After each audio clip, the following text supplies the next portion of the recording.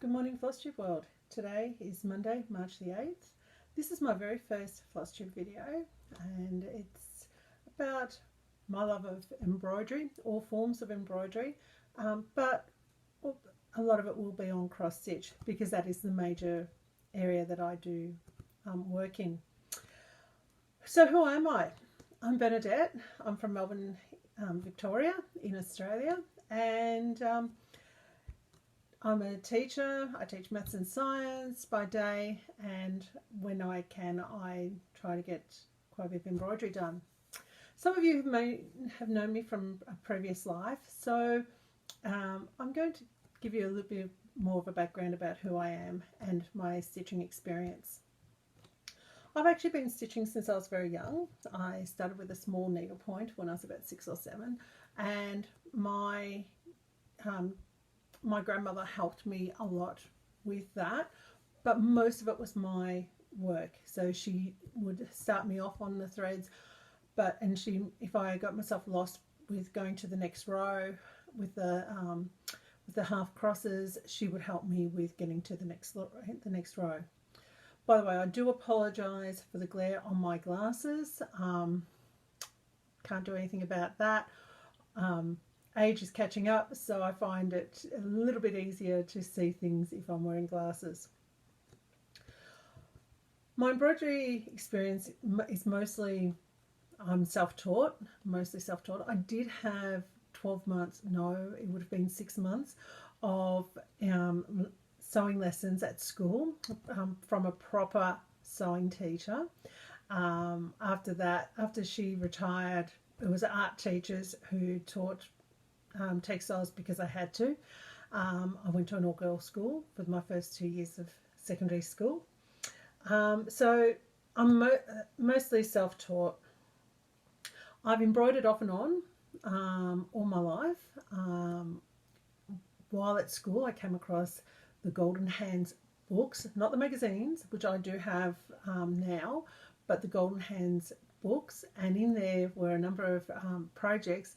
And one that I started doing was of a girl with a whole lot of geese, about 3 or 4 geese, and I can remember filling in a goose's body with chain stitch. So, and I was doing it on a pillowcase.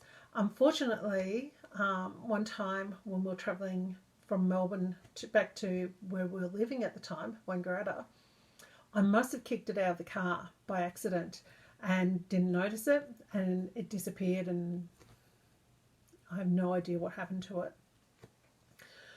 At about 20, I bought my first cross stitch project, and this was the Serenity Prayer, and it was all stitched on linen. It was quite heavily stitched.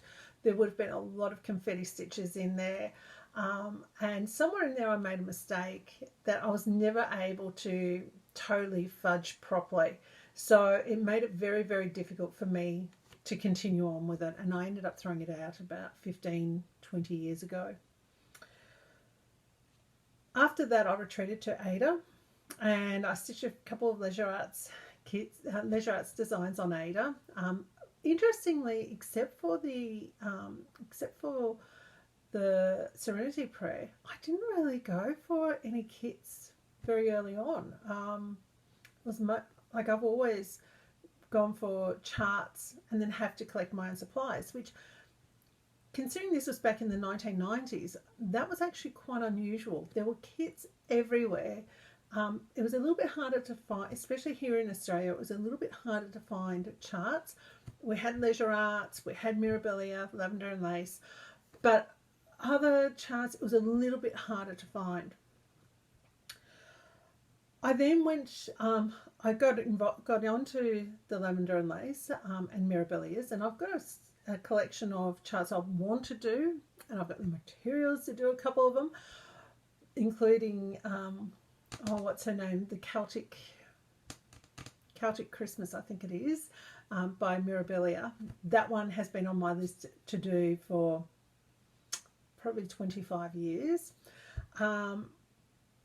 But The first one that I did was the a lavender and lace birth sampler, which I did for my son. And I did that in 1997 when he was born. And that was also when we moved to the Netherlands, where we lived for 8 years. And it was in the Netherlands where the world of samplers was opened up to me. So I arrived just before I went to the Netherlands. I knew I was going to be arriving with a newborn child, and I needed to find people who had similar interests to me. And the internet was in its infancy, and there was the way in which interest groups connected was through a news group. There were literally thousands of news groups, and one of them was RCTN.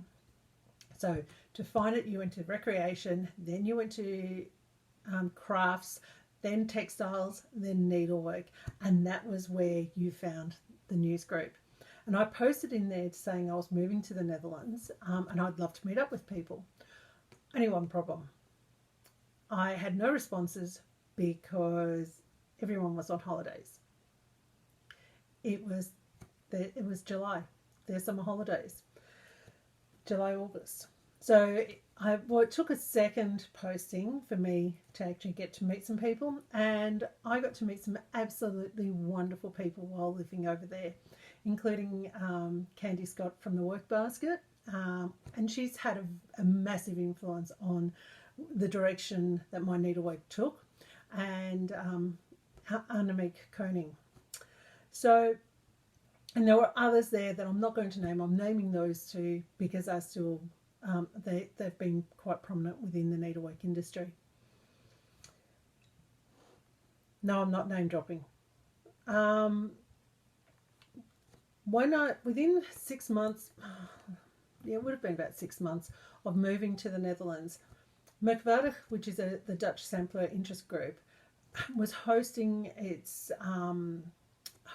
a sampler exhibition, and I can't remember the name of the place where it was being hosted, but it was not far from Utrecht. And so we went to this exhibition, and I went along because everyone else was going along. I mean, I knew nothing about samplers, and it was when I was there that I fell in love with samplers. They were just stunning. Absolutely stunning. All these antique samplers. There were a few there that were more contemporary, but all the antique ones just really grabbed me. And one in particular I just kept going back to it. And it was stitched by a little girl who had been born without any arms. And so it was all stitched. She stitched it all with her toes.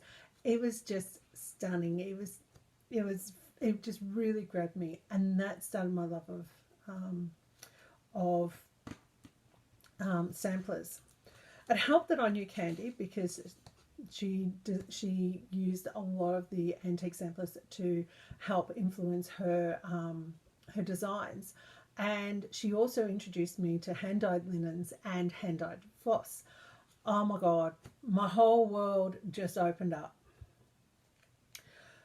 So over the next 8 years, I started stitching quite a lot. I was stitching different designers. I was kitting up things. I was working with silks. It was just the most amazing experience for me as a young stitcher. And I also got to go to a number of different events. I went to England a couple of times. I went to a couple of shows, like big festivals in England. I went to some classes in England. I went to America twice for the sampler gathering. I went in, I think it was 2001 and 2003. Or maybe it was 2002 and 2004. I can never remember which 2 years I went. And that all helped for me to develop my interest as an embroiderer. We moved home in 2005, and I continued to be very involved in the needlework world. Here in Australia, I was mostly through the Embroiderers Guild of Victoria, and I continue to stitch a lot. I in just different ways, I continue to be quite involved in the world of needlework. In 2012, there was went through some major life changes, and this resulted in me losing my stitching mojo for a number of years. Also in 2012, I joined Tricia Wilson-Ewan's Cabinet of Curiosities course, and in a lot of ways that's one of the things that helped keep me involved in the needlework world. It kept me connected, and as a result of Tricia's group, after having quit the Embroiderers Guild, I rejoined it to be part of a group of women who were all doing the Cabinet of Curiosities. And they introduced me to Marie Talbot's Elizabethan casket. So over the next couple of years, I would do Marie Talbot's casket, but I would only work on it once a month when I was in at the guild. So I wasn't stitching at home, and I kept using as my excuse, oh, I don't have time, I don't have time. No, I just didn't have that stitching mojo. I went on to do a blackwork course in 2019, and I spent all of 2019 heavily focused on the projects I was doing for that, the samplers, all that sort of thing. I'm still working on it. It should have been finished mid-2019, but I'm still working on it. I put it aside about a year ago, and I will get back to it, probably in the next school holidays. But this was one way in which I found my way back to the cross-stitch world. In 2019, I also started going to a sit and sew that a friend of mine was running, and it's every fortnight. And then about once every 6 weeks, there's a 10 a.m. to 10 p.m. And you can go, it's nothing, like you can just go and work on whatever you want. And most of the women there are patchworkers. I can do some patchwork. I do a little tiny bit of patchwork, but my number one interest is embroidery. And this has been really good for me with bringing me back to the embroidery, the world of embroidery. So at the end of 2019, we had those absolutely horrendous fires. So much of Australia was on fire, and it was horrendous. And only days after the after Mallacoota was ringed by fire on New Year's Eve, we had our sit and sew. In fact, I'm not even sure if it was the next day. I can't remember. So much has happened in the last 12 months. And I sat there, while there, we did some activities where we raised money. And then throughout, sometime in January, Hands Across the Sea released a charity PDF. And the charity went on for, I think it was about 2 months, and so much money was raised for the RFS, and in particular 2 particular brigades in New South Wales, that I will be forever grateful to the needlework world, because here in Victoria, a lot of our, I think all of our trucks had safety features on them that were not on the New South Wales trucks. So it meant that they were able to upgrade their trucks so that the firefighters are as safe as they can be when they're out there fighting these horrendous fires. Something that is a part of Australian life. So they did that. So the Hands Across the Sea ladies purchased, made this beautiful chart available. Jane Marshall is an Australian sampler, and she is just beautiful. So when I bought the PDF, and it was my first PDF download that I bought, one of the things that I loved about it, I loved everything about it, but I bought it specifically because I wanted to contribute. And I bought it, and I brought it home, and I realised that I didn't want to use the Core 4 threads. I wanted to do something special. It had to be Australian, and so I did a conversion to the Australian Silks gumnut yarns, and it's the I can't even remember. It's a 6-stranded gumnut yarns. So this is my conversion to gumnut yarns. As you can see, they're just beautiful colours. I just love the gumnut yarns. I've been working with them for several years now with the Elizabethan casket from Marie Talbot, and they're just so beautiful to work with. And I get contact dermatitis from time to time, and I find that most silks I can't work with when I've got dermatitis. These ones I can. They're just that beautiful. And this is my finished piece. Isn't she just gorgeous? I know the pink is quite light, but I'm happy with it. Yes, I possibly could have gone for a slightly darker pink, but for the lettering, but this will be fine, especially if I get the right frame. You can see down here are the parts of the pink as well. I absolutely loved stitching on this one, and I took her in to my sit and sew group, and I was telling everyone about her, and I'm pretty sure that there were a few other people who worked on her as well from our sit and sew group, because there are a number of people who do a lot of stitching. That was my first cross stitch finish in I don't know how long, several years. I know that there's at least one other finish that I've done, but I haven't fully finished it since I moved into this house. But this was the first one in a long time, and this was the first one after I got my mojo back.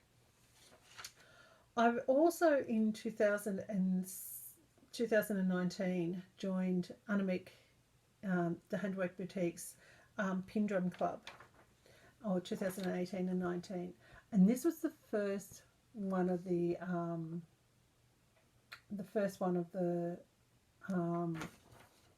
designs that I worked on, and I got it started in 2019, but this was my second finish for 2020. So now I've just got to make it into the pin drum. So I've just got to bite the bullet and complete it. These are the beautiful threads. Let's do it against my white shirt. That'll be a bit better. So not a lot of threads in that particular design.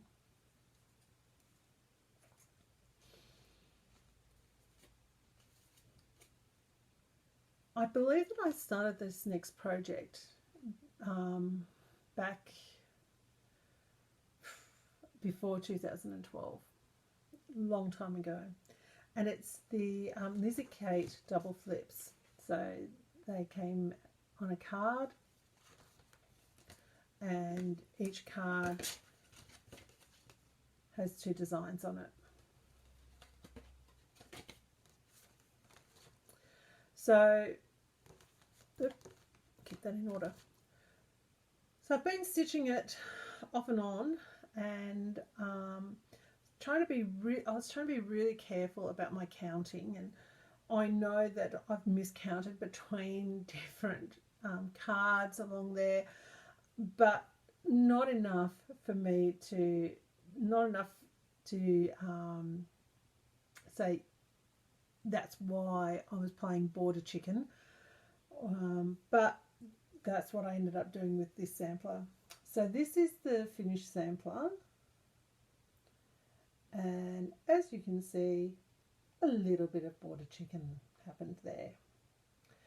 All I've got to do with her is I've got to decide, I don't think I'll wash it because it is using hand dyes, and I think the fabric's also a hand dye, but I want to press her before I put the charms on. So I've just got to put the charms on, and then press her, put the charms on, and then get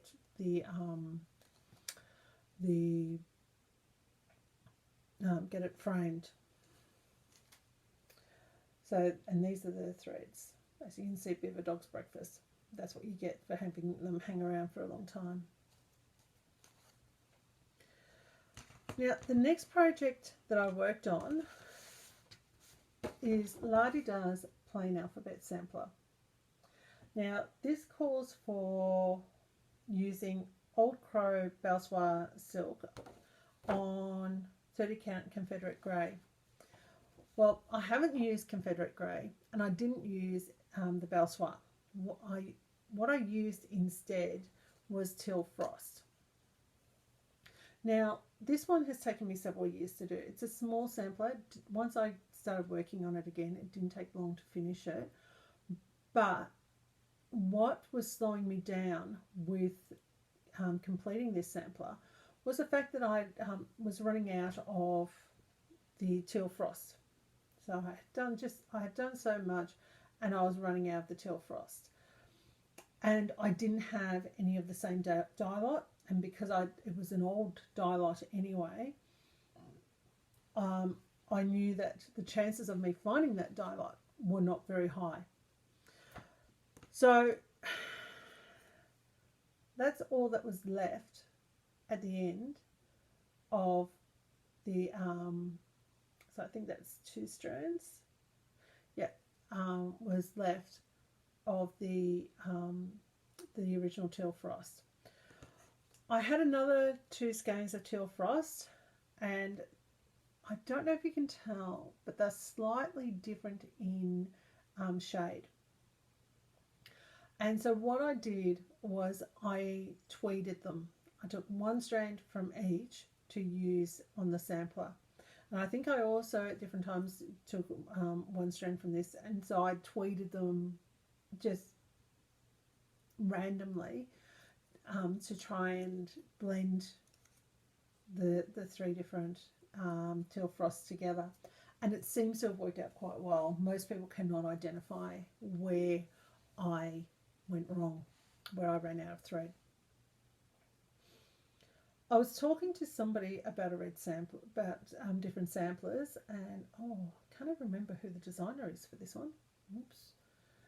So this is M. Walton, and I saw this. I walked past this in my stash, and I thought, oh, I've got to do it. Another nice small sampler. It's red. I've done it with a, did I do that with a red silk, or did I do it with a red hand dye cotton? I think I've done it with a cotton, but I can't remember what the cotton was. Again, another quick and simple stitch, and I had so much fun doing it. During lockdown last year, being a teacher here in Victoria, I was teaching right through. So I spent the better part of 6 months at home, and after I had all my lessons prepared for the next day and finished teaching for the day, lessons prepared for the next day, done any of the recordings I needed to do, done any of the worksheets I needed to do, I would move away from the screen, and quite often I'd move away from all screens, listen to, have Flosstube going on in the background while I was working on these projects. And that's part of the reason why I got through so many last year. Now, I'm just having a look at my next one that I want to show you. So, with my next one, in October last year, I decided that I would put some more work into this. So I had started it, but I hadn't done a lot. And I decided that my October goal was to finish the first part. This is a Lizzie Kate mystery sampler, and it came with 3 parts. The first part finishes here, and I almost got it done. So this is what I got up to. So I'm classifying that as a finish. or almost finished, even though it's not. Now, no, I haven't done the satin stitch because I work in a hoop and I also working with Q snaps. What I decided to do was leave that satin stitch to the end so that I had less chance of catching the threads.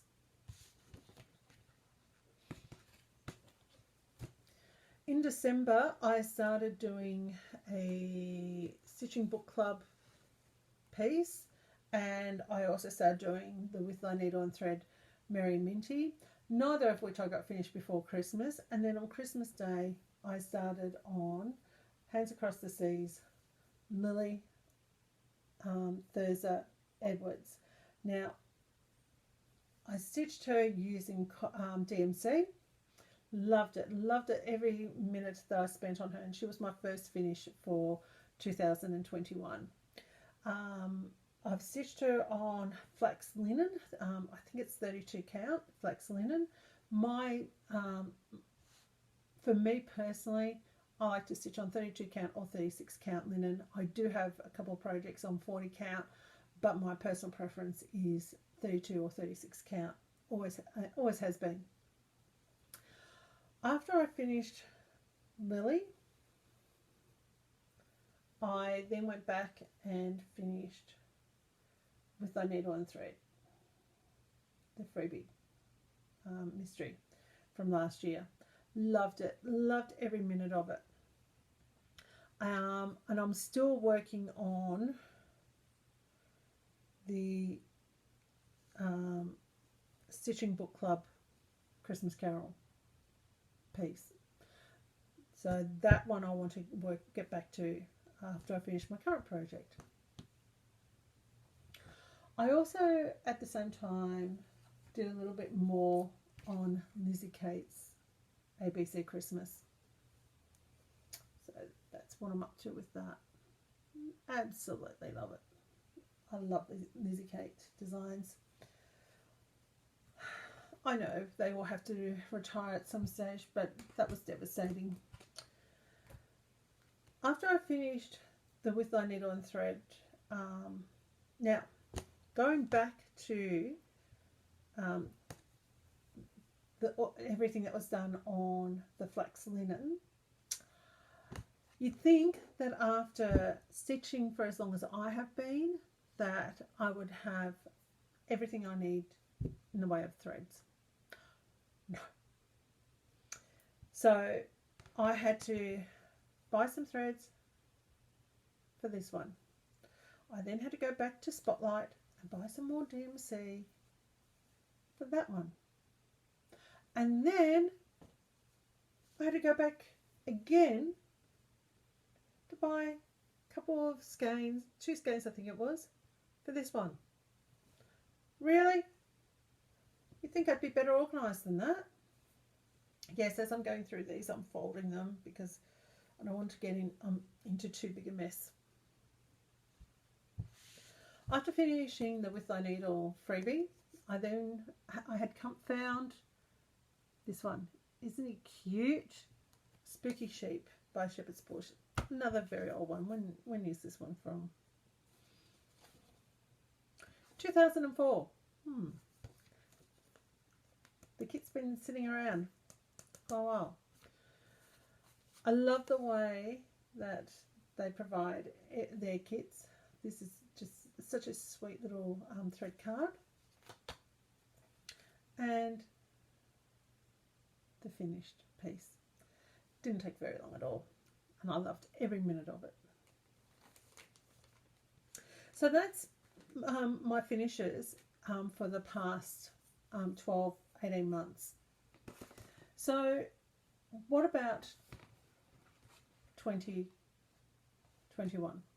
I want to get some more work done on both of those Lizzie Kate designs. I also need to finish that the Stitching Book Club piece before I consider doing another Stitching Book Club stitch along. I'm not very good at stitch alongs. I generally don't join in on stitch alongs because I don't keep up. One of the things I've worked out about myself in the last 18 months is that I'm a fairly monogamous stitcher. I will focus on the one project the whole time. I do need to change that a little bit because I need my focus piece this year is Dutch Beauty. I was going to start it I actually wanted to start it Christmas Day, but the fabric hadn't arrived yet. And then I was going to start it in January and then February, and we're now in March and I haven't restarted it. Not started, it's actually restart. Because about 20 odd years ago, I bought it as part of a kit and I got started and that's all I got done.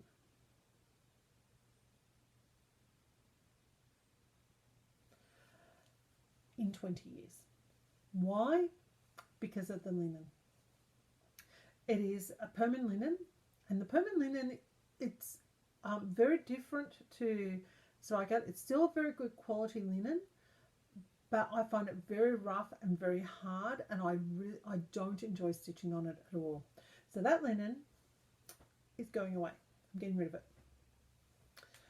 And I was talking about it with Annemiek, and she has the Handwork Boutique, and she had some other really nice linen. Now I haven't started on this yet, but remember I bought it as a kit, so I've got all the flosses and it's DMC, and I've actually put them on these. Okay, I've tied up a few. So doesn't that look just gorgeous? Love it. So I've got to get started on it. Notice I haven't opened it up. It's the full width of the fabric, and it's this particular linen. It's not Zweigart, it's not Permin, and it's actually a bit larger than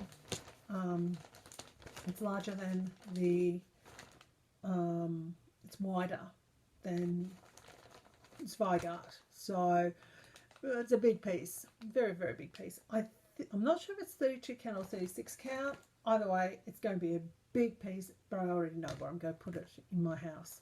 So that's one of my focus pieces for this year. I've got to get started on it this month, or restart it this month, and my goal this month is probably this border. I always start in the upper left, and so I'll probably try and get this border done, and maybe even try and get in here done. That will be an absolutely awesome, if I can get that done, that'll be awesome. But before I do that, I need to finish this one. Now this one has been in my to-do list for a very long time, since 2010 when it was released. It's a With Thy Needle and Thread, or Brenda Gervais design, Love and Be Loved. And I'm working on it at the moment, and all I've got to do now is finish off this cherub, do the angel wings, and the words Love and Be Loved. I'm stitching it with all the called for threads, but the linen is not the called for linen. And she does suggest spritzing it before doing the angel, before using the hand dyes. I'm going to leave it the same colour. I'm going to leave it as it is because I think it looks awesome the way it is. It's on a hand dyed linen, and I used to get Silk Weaver cuts, pre-cuts, and so this is a 9x13 small cut of linen, and it's either Lakeside Linen's Exemplar, which I don't think it is. I think it's actually Classics, the Silk Weaver hand dyed fabric called Heritage, and it is just absolutely gorgeous. So that one is almost finished. I'm hoping to get it finished this week. I've already decided how I'm going to finish it, but it's for another day. I'm also working on Hannah Jenkinson. So Annemiek and I, every Sunday night, though we didn't last night, she was busy with shop stuff, and I was wanting to work on the love and be loved. But most Sunday nights since New Year's Day, we've been working on the Stacey Nash Hannah Jenkinson sampler. So Annemiek did a thread conversion for us. So these are the threads we're using. It's all a Soie. Absolutely gorgeous. This is my linen. She's got a different, she's using a different linen. I can't remember what I've decided to use. I think this might be parchment. I think this might be parchment. Isn't that gorgeous? Now, we looked at it and we thought, oh my goodness, all of those Algerian eyelets. So what we thought we'd do was we'd just do a little bit of each row until we got down to the eyelet row. And I got to the eyelet row and I kept going because I love it. I actually love the eyelets. I love doing the eyelets. Don't know how I'll feel about them when I get to the eyelet alphabet, but I love it. So this is where I'm up to. If you have a look at Annemiek's Flosstube video, you'll see that she's further along. A, she stitches in hand, and B, compared to me, she's a turbo stitcher. I just plod along, and I'm okay with that. I'm happy with that. So that's Annemiek and I do that every Sunday night, and we're already starting to think about making a list of what we'll do next together. The funny thing is that Annemiek and I have been friends for over 20 years, and ever since I returned to Australia, we'd occasionally communicate through Skype, and we'd occasionally have video calls through Skype, but we never did a sit and sew together. But since COVID, most Sunday nights we sit and sew, and we're just so lucky that we're able to do that. But it took COVID for us to realise that we could do that. How stupid's that? The other two projects that I've got I've started working on at the moment. I have had a very brief start on Jane Fitters. Okay, using all the cord 4 silks. I can't remember what the linen is. It is a hand dyed. As I said, I've had a small start on it. So I've got to get back to that one. And I'm also doing Anne Morrison. And I've also had a small start on Anne Morrison.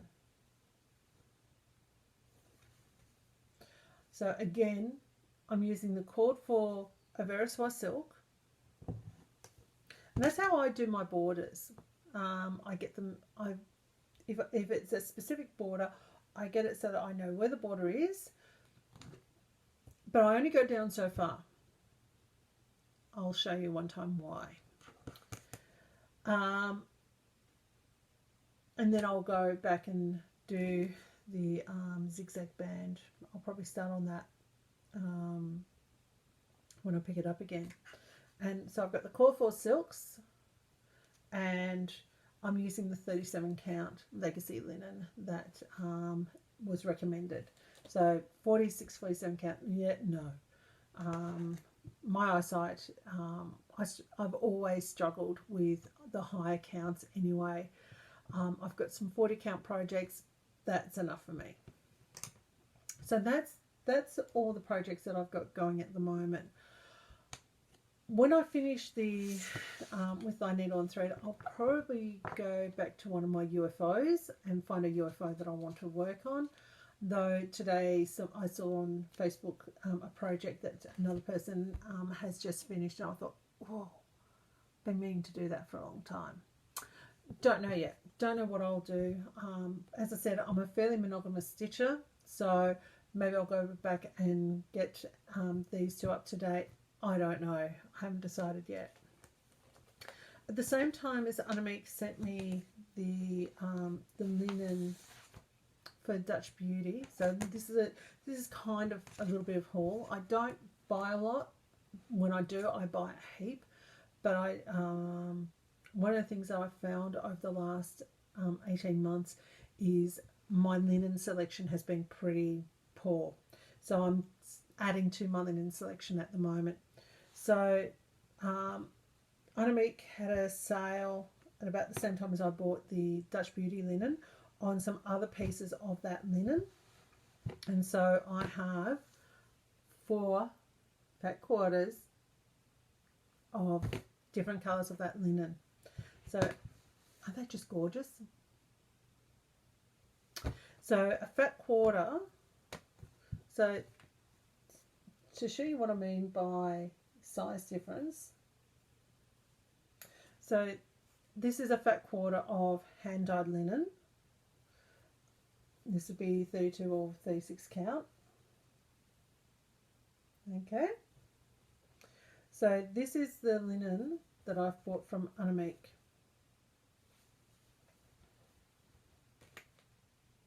I'll just go from the selvage end. So there we go. So 1/2 metre.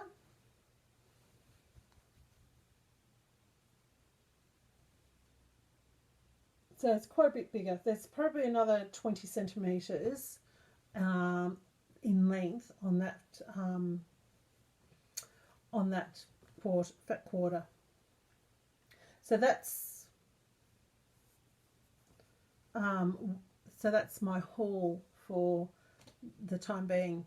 Now I have been looking at some things online and with the show, and there's a few Stacey Nash designs that I'm really interested in, and then there's probably a couple of others that I'll probably look at and say, might not be a bad idea to get those. So I'll have a look at that later. And I've also signed up this year for, I think it's Krill Gobelin is doing a sampler club with about 5 or 6 samplers throughout the year. So I've signed up for that, and I can't wait to get my first sampler from them. Yeah, and at the moment I've 2 of my 3 kids moved out last year. So one moved out just before COVID, the other one moved out just before Christmas. So I've moved my youngest into her brother's room, and I've taken over my youngest daughter's room for my sewing room. So I'm just getting that set up at the moment as well. So in future, if I'm going to have to use the iPad, I may as well use it in my sewing room. I had a lot of problems with my iMac, trying to get my iMac to record today, and I'm not sure what's going on there. I'd say that it needs to have quite a few files deleted. Okay, quite a long video. So for a first video, I aim to have these videos about once a month. As I said, I work full time. I don't stitch all the time. I tend to procrastinate, and by the end of the day I'm often too tired to stitch, and I don't get a lot of haul. So about once a month I'll try and do one of these videos and get them up for you. So until next time, stay safe and keep stitching. Bye.